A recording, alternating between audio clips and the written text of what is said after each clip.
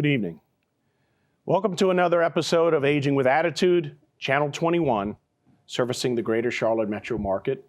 Would like to welcome you to the show. My name is Phil Koch.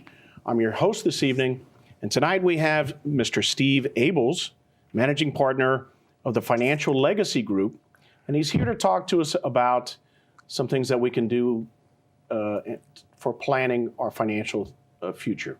So Steve, first of all, I'd like to welcome you to the show. Glad to be here. Thank you so much. Great.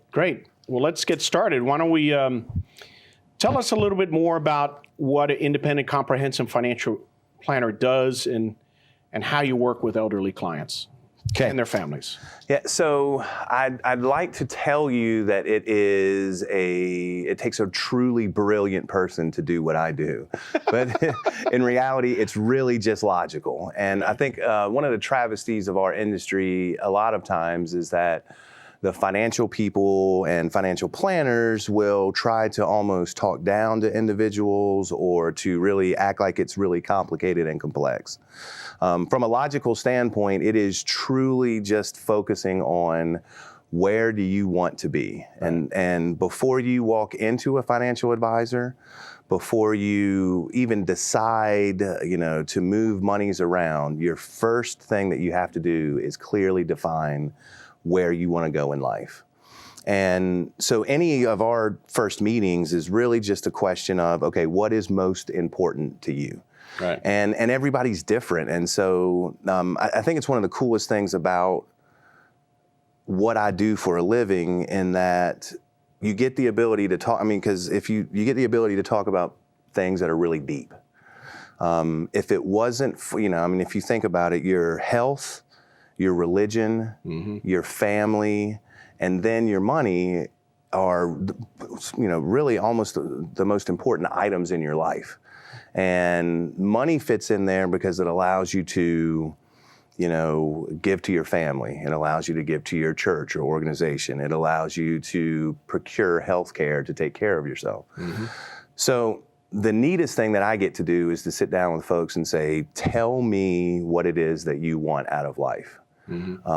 There's a tendency in my business for most folks to walk in with their statement and say, tell me what I should do. And what you really need to do is kind of set that aside and say, where are we going?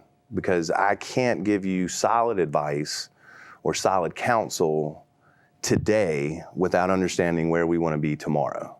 Right. So it's all types of different things from, who gets the, do you want to live in this home? Is this the forever home?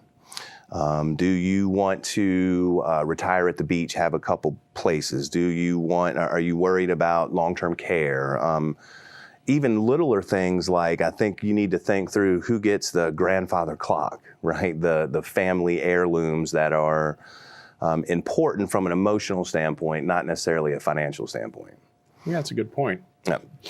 So I think once you can define that, then it's really easy to just say, okay, now what do we do with the current, setup and the financial snapshot that we currently have, and then how do we get from A to B? And that's the real logical part. And so that's kind of how we help folks. Now, would you, I'm asking this a little bit off script a little bit. Yeah. At what age should a couple or an individual come in to see a financial planner, or is that a rhetorical question? Is there a set age? So I think, look, the most important thing is to start soon, soon as you can. Because if you think about it, like just strictly from a number standpoint, okay? If you have $1 million saved, then 5% growth from stock market returns is like $50,000. Right. And that $50,000 goes on to the million. Okay. And so for you to build that million takes a long time, unless you're LeBron James, Michael Jordan, Taylor Swift, whoever, right? So, a really good example is the millionaire next door was my grandparents, right? He was a fireman. she was a secretary. He was, one of the greatest generations, one of those real awesome guys that parachuted into France and fought his way back. Wow. Right? And came back and became a fire chief. And my grandmother worked for the city of Chesapeake as a secretary. And they just chopped wood. Right? They just did it a little bit at a time and a little bit at a time. So, to answer your question, the directly is the sooner the better. Right. And that's from, if people watching here have grandkids, then send your grandkids. If people here are themselves haven't talked or worked through it, the earlier the better. No, I think that's a good point, and this is a little bit with regards to financial planning, but I have 3 older brothers and sisters, and I remember one of the rare times we talked about money later, when I was coming out of college and graduate school was right off the bat, they said, the moment you have your first child, start putting money away for college. Yeah. And I remember going, that seems kind of early. Yeah. And I did, and thank God I did. Thank God, right? I paid my way through school. We were talking about this in the green room. I paid my way through school waiting tables at Rockola Cafe in Raleigh at NC State. Okay. And I think my best shift would have yielded me maybe 60, 70 bucks. Wow. And there is no way I could pay for even a public school education, waiting tables for 60, 70 bucks, So you never had one of the Wahlberg brothers drop you $1,000 tip? No, I would have died to have them there, right? I probably would have blown it on beer and pizza, but whatever. But yeah, so as it continues to progress, I just think us as a society, we've got to figure something else out. Yeah. And I don't know what that answer is, and I'm not smart enough to tell you what that answer is, but we cannot send our young people into the world carrying $200,000 debt. Yeah. Right, from student loans. How are you? I think it's a good idea for the home builders to get involved and help, because if you have a $200,000 debt, can you afford to buy a home? Yeah, right. And so I just think us as a society got to figure out a way to help mitigate that massive cost. I got a client with 6 kids. He sent me an email today and was like, I have this much in 529s over the weekend. And it's a great number, but it might not be enough. I read somewhere that, and you would know better than I, but it was a staggering number to me, that every child that you have, not including college, roughly will cost you $250,000. Have you heard a number that big? It would not surprise me at all. I couldn't believe it. But I tell you what, to talk about that, it's kind of funny. Well, my wife and I were going to have another child, and we decided over a glass of wine, I'd rather retire. Right? Exactly. You know what I'd like to do, honey? Not work until I'm 90, if that's okay. No, I think. So I called my sister. Okay, so I have 3 younger sisters, and my oldest sister is a missionary in Thailand, right? And she had the child first. She had the first grandbaby in our family, and I called her when my wife and I were talking about trying to start a family, and I said, Laura, how much? Give me an idea. I'm a financial planner. That's what I do for a living. Give me an idea of how much a child will cost. And oddly enough, she said something that was really cool, was you can spend as much or as little as you want to on a child. She was living in Thailand as a missionary, and that's probably a lot cheaper than, what we have to pay for them here. So I think it depends on what you want to provide for your kids. Right. And that's it. And so I think 250 is a number for a lot of folks. I think that's an astronomical number for certain people in this world. It depends. Yeah. Right. Yeah. But it wouldn't surprise me. A lot of people talking about planning your future. It's all relative, I would imagine. Totally. Contingent upon what you want and at what level and age you are in your life. Right. Yeah, I think one of the things that I also think is funny is in my business, you get a lot of folks that will talk about, I work with high net worth individuals and stuff like that, or people will ask me, I don't have a lot of money, can you help, type of thing. And it's all relative. Yeah.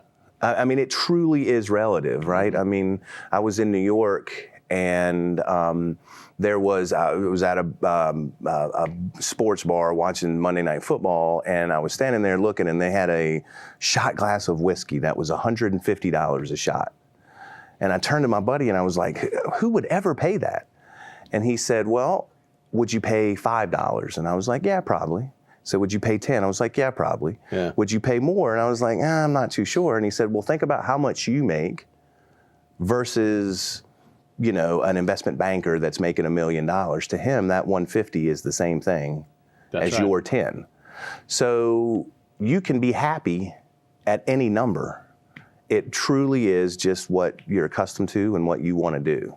Right. I hope that makes sense. No, that does make sense. I mean, look at the NFL players and they get fined, $20,000 for a weird hit on somebody incorrectly.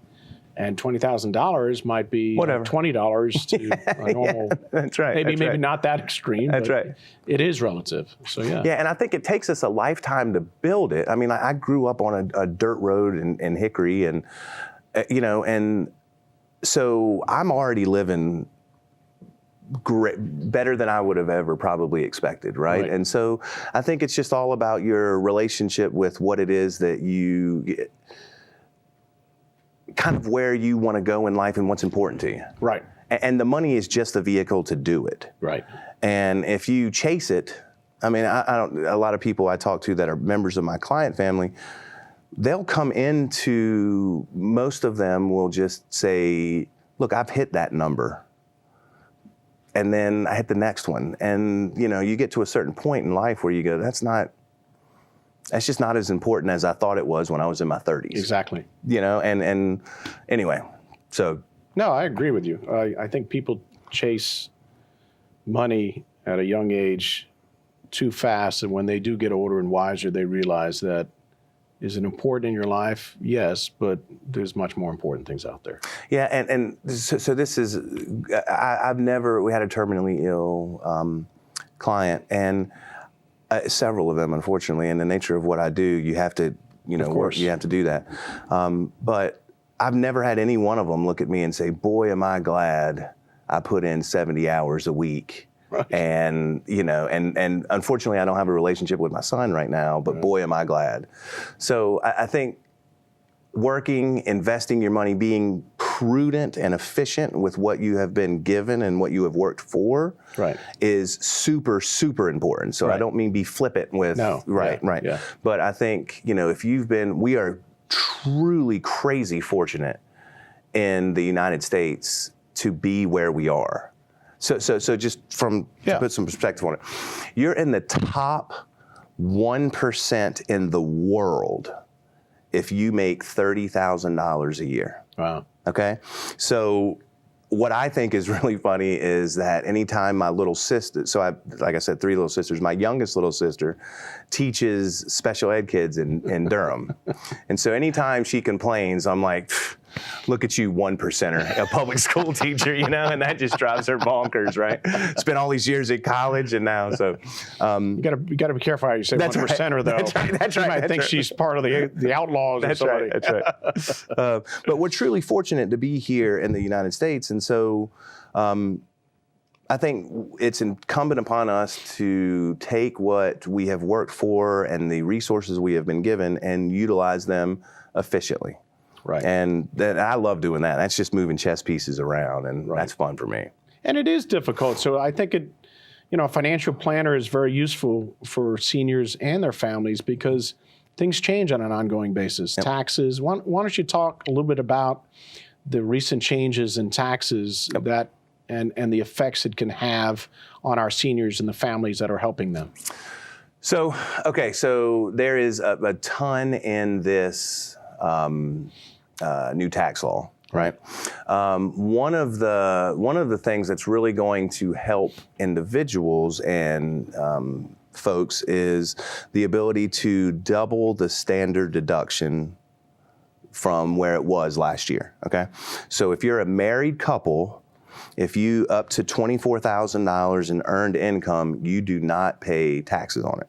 Okay, so in the past, if you could basically take your income and then you would write off medical expenses, all these other things to itemize.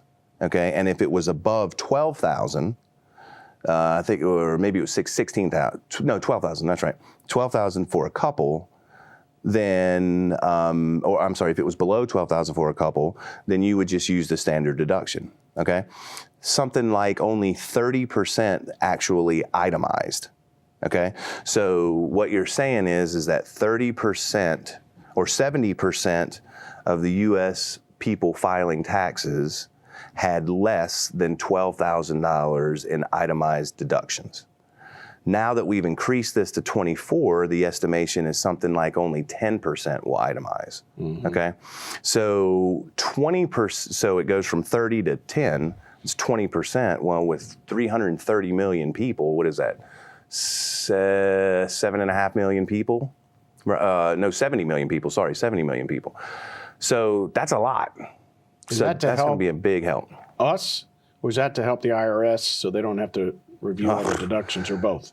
Well, I think so. I think just from a global perspective, the Republicans themselves believe that it makes the most sense to take and give the power back to the individual via tax cuts, which I have a tendency to agree with. Government is, they are a wonderful provider, right? Sometimes, but they're not efficient ever, right? And a government doesn't actually produce and make money, right? It's the individuals that make money. So if we can receive and keep more of our paychecks that we have earned, then it's, the concept of that will be able to put more and grow the pie as a whole. Right.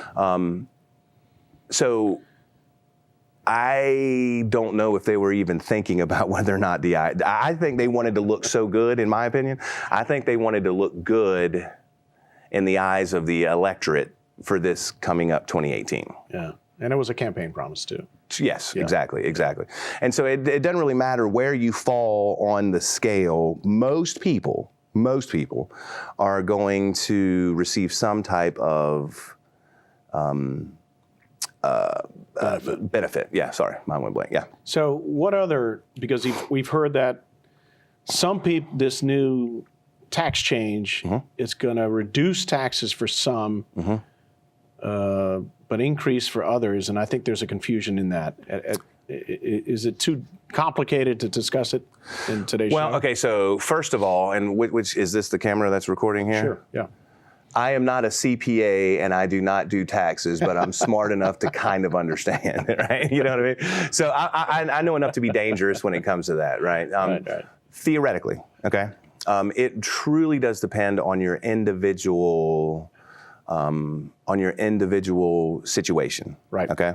And so the folks that are generally going to see the higher taxes are the folks that live in these large state and local tax territories, New Jersey, New York, California, right. Because they have limited the amount of state and local taxes that you can now deduct on your taxes to $10,000. So for those of us in North Carolina, $10,000 property tax is doable. Right. It doesn't affect a whole bunch of people over $10,000 in property tax. In California or in New York, I mean, you could have a place that's as big as this room that'll have more than $10,000 in taxes. Yeah. So I think it will really depend. There has a tendency to be just a big hysteria with media, with pundits on either side. This is going to be the greatest thing ever. This is going to be the worst thing ever. This is going to kill me. This is going to help me. And it depends on which side of the aisle you fall on as to which group you want to listen to. But at the end of the day, we are still the most fortunate group of people. And there's still more opportunity here. There's still, the living standards is still really great. So, whatever they decide to do will win. Okay. That is my humble opinion. So Mr. and Mrs. Smith, who is starting to approach or already in their senior years, need to discuss things with a financial planner. How should they get started? Well, again, kind of going back to the first thing we talked about, I would say before you even talk to someone is go somewhere without the kids, or if you're close to retirement, there's no kids in the house, go on a date night. Or my wife and I, it's actually kind of cool. And the first couple years I had to drag her to this. But now it's kind of gotten to be fun where we'll get a sitter and we will go Wait, to. you just said that it wasn't fun earlier on. Is that what you're saying? Yeah. It wasn't when I first tried to implement this, and when we were first We're on TV. struggling. Your wife might watch this. Yeah. Well, I mean, it would be like, hey, Michelle, we have to, now's the time to do the Abel's family planning session. Okay. Right. And so when I first started in the business years ago, she, I would say that, and she would just roll her eyes because she knew, like, right. And so now we go to a brewery and just sit down and say, okay, what's our game plan for this year? What do we want to do? What's important for the kids? What do we do in the summer? Here's where we are for retirement. This is where we're going. This is where my company looks like, all that other stuff. And so we have clearly defined at this point, now that changes now, right? But we have clearly defined where we want to go. So what I would suggest for any couple that wants to do that is first things first, before you even walk in there, is to sit down and have dinner where it's just you two and dream. And just dream big, I mean, it doesn't hurt, right? Just to dream about whatever it is. You know what? I've really always wanted to go to Paris. Well, then let's put that down. Right, and so you define that. And then from there, as far as finding a financial advisor, there is a lot of different ways to go about it. Most people are going to get along best with a financial advisor that is their personality, that they get along best with. So I suggest a good way to do it is to ask your friends.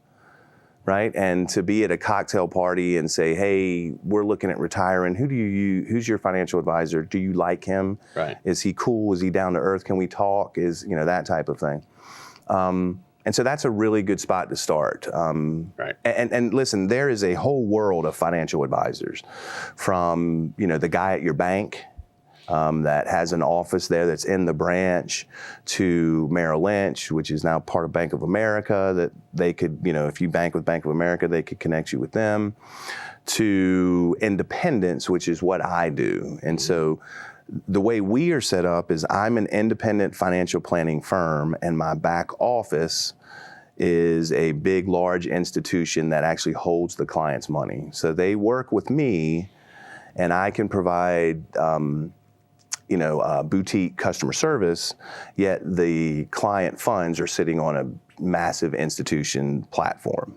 Right. So it really just depends, but the most important thing is to feel comfortable talking to them, to the financial advisor, and that they listen to you. And so I would say start with that first. Right. So would you go in with, I guess a first meeting would be, hey, this is what we have currently in the portfolio that we have, and then let the financial advisor start to guide you in where you want to be based on your dreams? So here's how I do it, right? And it doesn't mean that it's the right way. It's the way that works for me, and it's the way that I've enjoyed doing it. It's the way I would appreciate it if somebody was with me. So what I essentially do is, for every time that a client comes in, is to just say, look, let's take that statement, let's take the portfolio, let's take the stuff that you've got, and let's set it on the side, and let's have a conversation. First. Yeah, first. Okay. And if you feel comfortable, Mr. Client, Mrs. Client, then we can go over that. But let's make that ancillary. So the first thing you want to do is make sure that you feel comfortable with the person, and then kind of say, here's where we're at. How do you think that fits? And then from there, you just kind of, it'll happen organically. But I would keep, if it was me, right, I would have the statements in my briefcase or pocketbook or backpack sitting at my feet while we sat down and talked. Would you recommend, could you ask a financial planner in that initial interview, what is your success ratio? Totally. What is how would they ask something that to get a feel for how successful they have been in investing a client's money over the prior 10 years? So every client's going to have a different portfolio, right? So if you were going to say, what's your average that you've returned? Right. It's really going to depend on the type of portfolio that you are invested in. So would you ask for average percent? I think you would.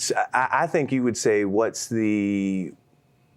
how many clients do you have that are in my situation? Gotcha. Okay. And how many people have you advised that are in this situation that have reached and attained where they wanted to be?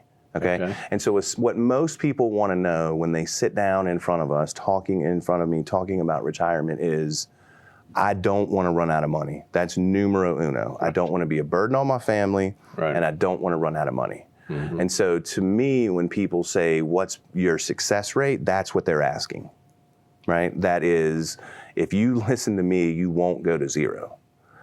But it's on you whether or not you listen to me. Right. I mean, I can run the numbers, give you a conservative estimation, but if you're not willing to, cut out Home Shopping Network, or stop spending money at Bojangles or whatever, then that's on you for not living inside the budget, if that makes sense. Yes. Yeah. And then I think what you also want to know is you want to understand their fee schedule. There's absolutely nothing wrong to ask that. How do you make money? Right. Okay. Which they do, obviously. Yes. Yeah. And you need to know that, right? Yeah. And I think if you're working with a financial advisor, you want to look across the table from them and find out what's in it for them. And we're not going to go into details right now, but is it normally an hourly fee, or is it a percent of the total assets that they manage that they get as a fee? Man, it really can run the gamut. Yeah, it totally can run the gamut from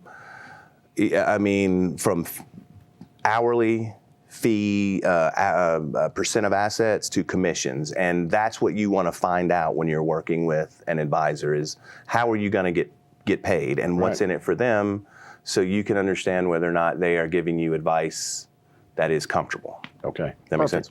Makes total sense. Yeah. Steve Abels, managing partner of the Financial Legacy Group, has been here with us this evening. I want to thank Steve. I'd like to thank all of our viewers for tuning in tonight, and we'd like to wish you a very good evening and welcome to the next show of Aging with Attitude. Good evening.